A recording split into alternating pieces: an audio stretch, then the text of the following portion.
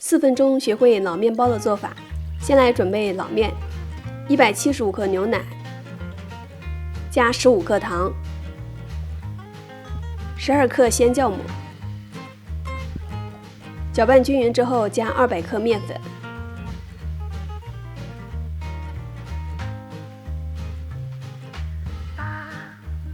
搅拌到没有干面粉。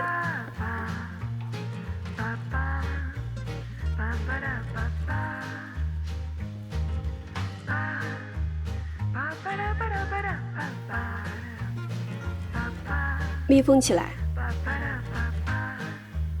发酵至2倍大。再来准备煮面团，200克面粉，45克糖，60克牛奶，1个鸡蛋。把发酵好的老面加进来，低速混合3分钟，再高速揉面3分钟，揉出这样的厚膜。加4克盐，40克软化的黄油，低速搅拌至黄油基本被吸收，再高速搅拌3分钟。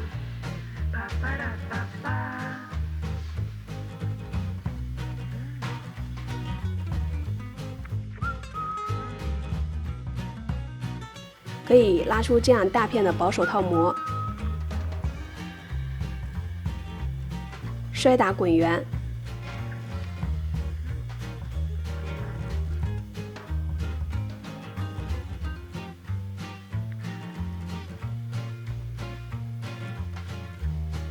发酵至2倍大。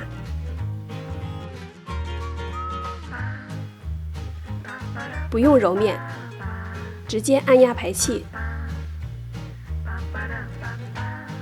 平均分成8份，每个面团大概100克，再擀成长方形，翻个面卷起来，底边捏紧。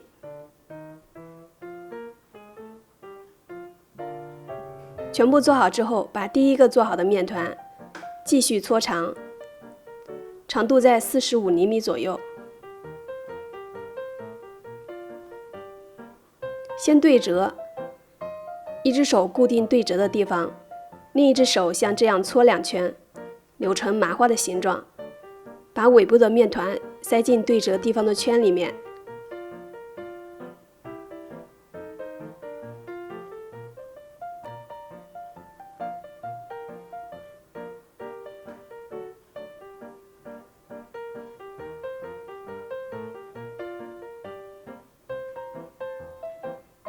放在烤箱发酵，底部加1碗热水，提供湿度和温度，发酵温度在36度，需要40分钟。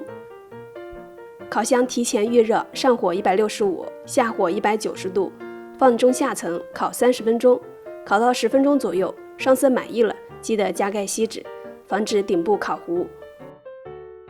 出炉之后，趁热刷上软化的黄油，可以增加面包的香味和色泽。